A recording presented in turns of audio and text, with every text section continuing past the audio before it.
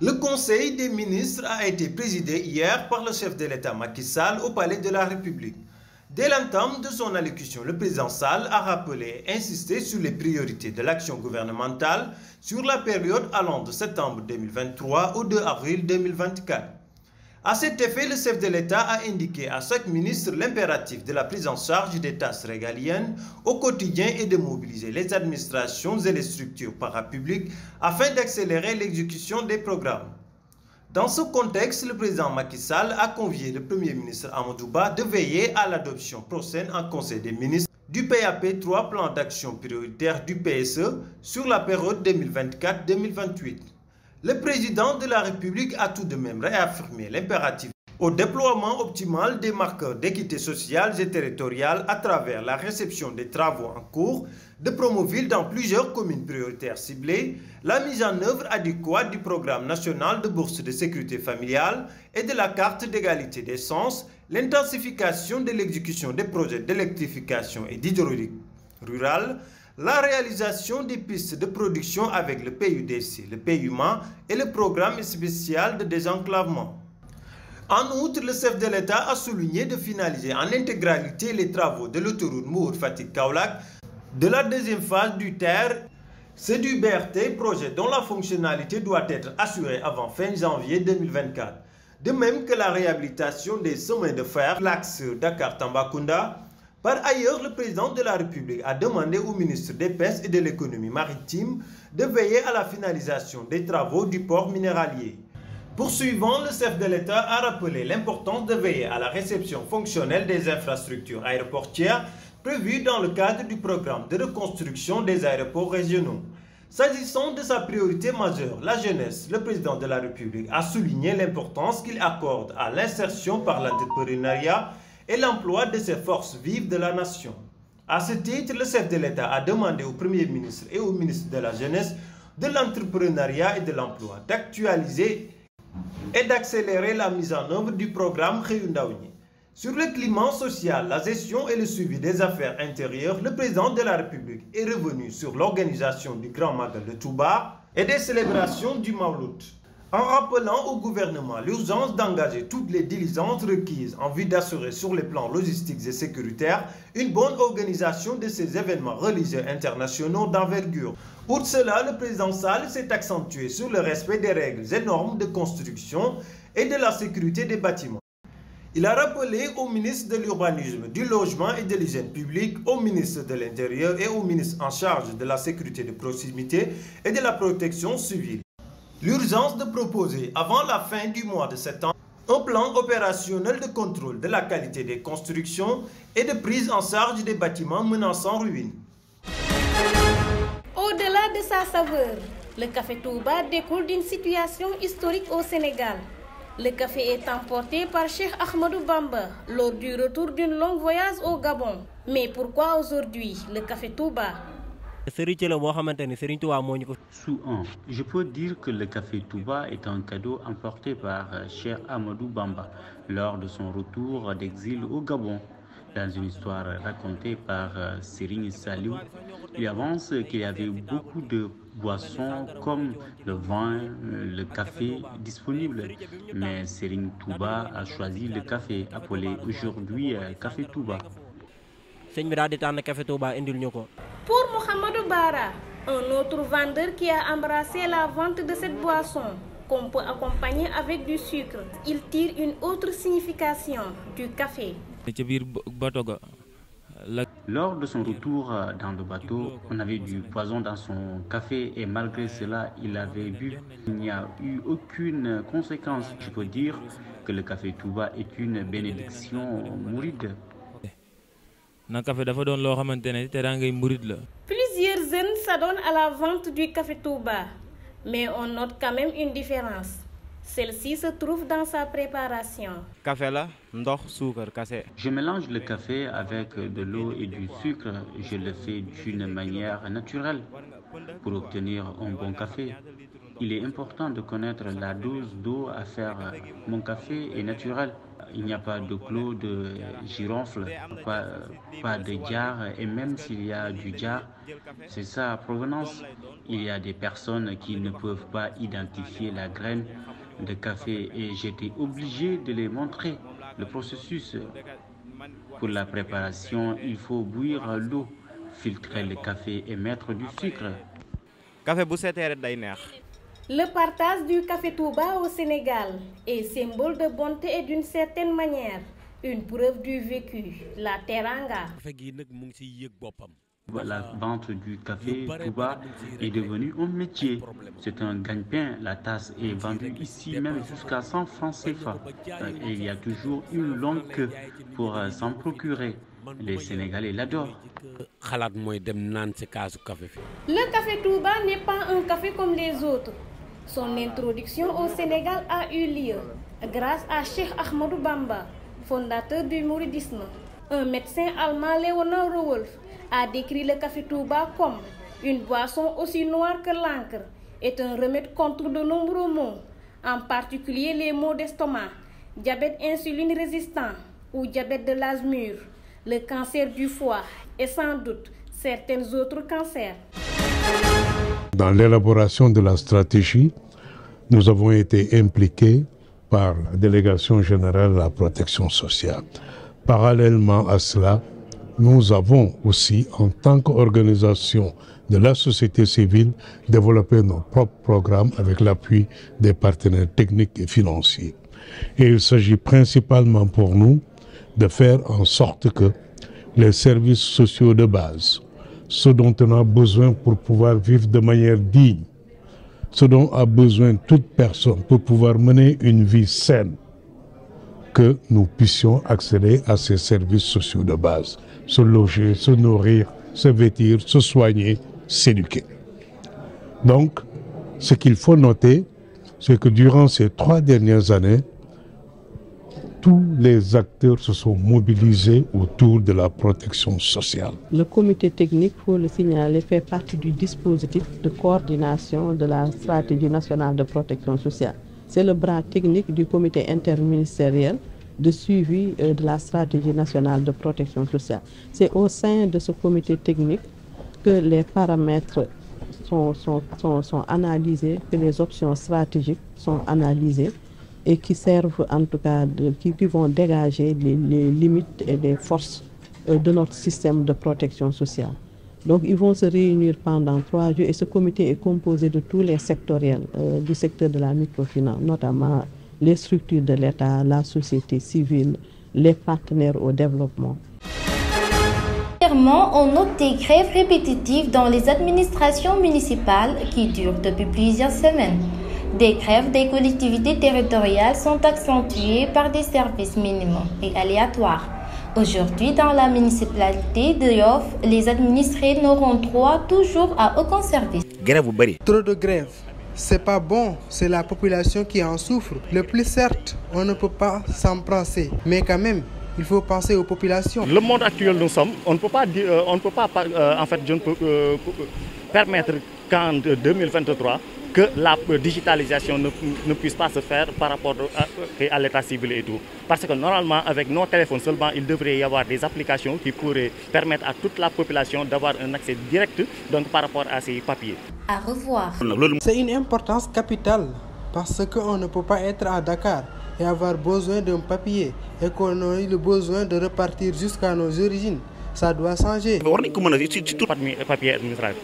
En ce qui concerne l'état civil, en fait, ce sont eux qui en ont la charge. Parce que si vous, toutefois, vous n'avez pas votre certificat de naissance, vous ne pourrez pas avoir votre carte d'identité, vous ne pouvez pas avoir votre passeport, ni absolument aucun service en fait, de l'État. Les démarches administratives sont devenues aujourd'hui incontournables, d'où l'appel à la reprise du fonctionnement des collectivités territoriales. Trouver un consensus donc, avec les autorités devant en fait, la table pour pouvoir donc, y discuter. Mais toutes les décisions qui devront être prises là-bas aussi devront être entrées en vigueur. Tout est question de communication, donc il faudra échanger pour trouver un consensus, surtout s'il s'agit d'augmentation des salaires. Donc je pense que l'échange est la seule solution. Malgré les difficultés que rencontre la population pour se procurer de papiers à la mairie, les grèves persistent toujours et sont loin de connaître leurs épilogues, ce qui met la population en situation d'angoisse. Dans cette municipalité de Yoff, les employés trouvés sur place ce matin ont refusé de répondre à quelconque question de peur des représailles de la direction administrative. Les acteurs, eux, réclament une augmentation généralisée de salaire et de la fonction publique locale. Nous pourrions dire que c'est la légitime défense qui est crime et le vol reconnu. Car tous les jours, des individus lourdement armés venus de la Guinée-Bissau continuent de semer la terreur au sein de la population. D'ailleurs, le 25 août 2023, au moment où se tenait le procès de l'injustice à Sédhiou contre Jean-Séraphin Mané et l'imam de Mané Kounda, on nous signalait que des voleurs se sont emparés de tout un troupeau à Walikunda. Le 26 août 2023, hier seulement, à Massaï, à quelques mètres du cantonnement militaire, on nous signale que des voleurs ont emporté des bœufs. Cette gestion ambiguë du vol par l'État du Sénégal dans le Balantakunda ne serait-elle pas une façon d'entretenir le vol, de protéger et de favoriser le voleur? Dans une région où le chômage est le moindre mot, les jeunes du Balantakunda ont peur d'entreprendre dans l'élevage. Face au vol de bétail grandissant, aux tueries, la population du Balantakunda, d'une seule voix, demande aux deux États de trouver immédiatement et définitivement des solutions au vol de bétail. Nous demandons le renforcement de la sécurité tout le long de la frontière avec la Guinée-Bissau en installant des postes avancés, la régularisation des entrées et sorties tout au long de la frontière en installant des postes de gendarmerie ou de la redynamisation de la capacité des membres du comité de surveillance contre le vol de bétail et en les dotant des moyens. Le renforcement des... Qui sera candidat ou pas à l'élection présidentielle de 2024? Pour le moment, c'est le flou total à 6 mois seulement de l'élection de l'accession à la magistrature suprême 5 ans après.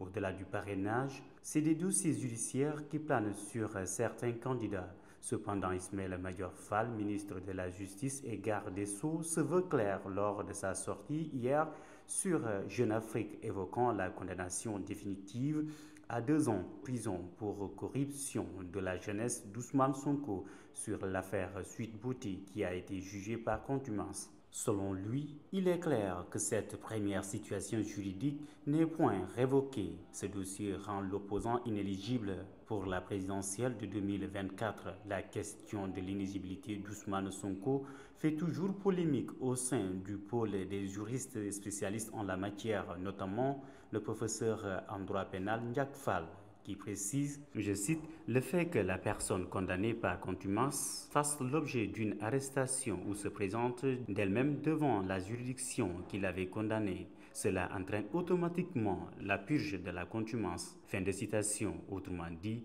la condamnation à 2 ans ferme d'Ousmane Sonko tombe à l'eau et M. Ousmane Sonko doit être acquitté pour ce fameux délit de corruption à la jeunesse sur la masseuse Adji Sarr. Face à ces deux argumentaires, le Sénégalais lambda reste confus sur le droit pénal dans le pays. Est-ce une interprétation subjective ou alors c'est le code pénal qui n'est pas bien inscrit? Ce qu'on peut dire à l'état actuel des choses, c'est qu'il y a une confusion dans l'interprétation de la peine. Est-ce que la peine a été anéantie à partir du moment où Ousmane Sonko a été arrêté ou pas? les lectures du ministre sont identiques à la lecture des avocats de l'État. L'avocat d'Ousmane Sonko pense le contraire. Maintenant, ce qui est dommage, c'est vraiment cette confusion-là. Elle est liée au fait, je crois, la réalité, c'est que le pouvoir voulait éliminer Ousmane Sonko de la compétition. C'est tout l'enjeu de ce débat-là. Maintenant, il est en prison, il est mis en réanimation. Quelle va être la suite? Est-ce qu'il va retrouver sa liberté ou non? Je pense que tout dépendra de la sortie de prison d'Ousmane Sonko. S'il ne sort pas, c'est évident qu'il ne va pas participer à l'élection présidentielle et ça risque d'avoir d'énormes conséquences sur la vie politique, sur la trajectoire d'Ousmane Sonko. C'est une lutte à mort à la limite qu'il y a, qui se poursuit. On ne sait pas maintenant comment ça va se terminer.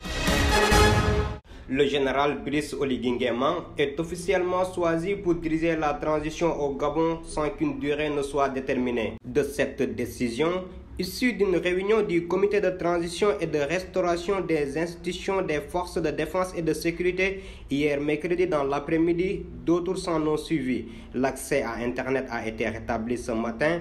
Les militaires ont aussi ordonné le rétablissement de la diffusion de Radio France Internationale, France 24 et TV5 Monde suspendus par le gouvernement du président Ali Bongo samedi soir. Les seules décisions contraignantes prises, mais qui seraient nécessaires selon les militaires du CTRI, sont celles du maintien effectif du couvre-feu de 18h à 6h et la fermeture des frontières du pays. Le quartier de résidence où est séquestré le président déçu est interdit d'accès avec le barrage par des véhicules blindés. L'intégrité physique de Ali Bongo et de sa famille a été garantie par les militaires. Dans leur approche à vouloir instaurer un climat de calme et de sérénité, les rues de la capitale Libreville n'affichent pas le contraire depuis la destitution de Ali Bongo comme chef suprême de la magistrature. On peut constater depuis ce matin une reprise à la normale des activités avec la reprise des commerces et la libre circulation. Depuis la revendication du coup de force au Gabon par les militaires de la garde présidentielle, les vagues contestataires et d'appels collectifs au retour au calme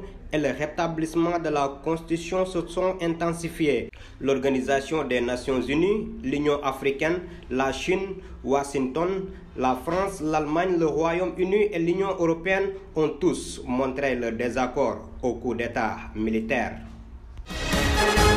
La 6e et dernière journée des éliminatoires de la CAN 2023, le Sénégal affrontera Rwanda le samedi 29 septembre le prochain. Le sélectionneur des Lions, Aliou Cissé, a fait appel à l'équipe B. La composition de la liste de 31 joueurs choisis pour cette rencontre a été dévoilée par Pape Bouna Thiaw, sélectionneur des A, et de Malik Daf, sélectionneur des U20. Certains joueurs entre eux ont déjà porté le maillot national avec les U17, U20 ou alors l'équipe A, à l'image de Moussa Ndiaye qui était au CHAN, Amara Diouf des U17 qui avait participé à la CAN U17 et aux derniers Jeux de la francophone du mois de juillet. Pareil pour les mondialistes des U20, Pape Demba Diop et Samba Diallo, les portiers Prince Ali Gueye du stade d'Mbour, qui est le meilleur portier du championnat au Sénégal, et Abdoulaye Diakhaté de Jaraaf. C'est l'équipe nationale du Sénégal qui devrait recevoir cette dernière journée des éliminatoires après quelques passes d'armes entre les deux fédérations. Finalement,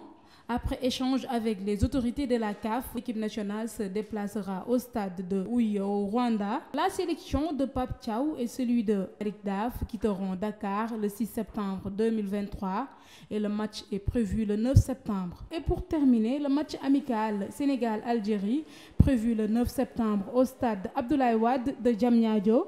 Le sélectionneur Aliou Cissé publiera la liste des joueurs convoqués demain, vendredi 1er septembre à 10h dans un hôtel de la place.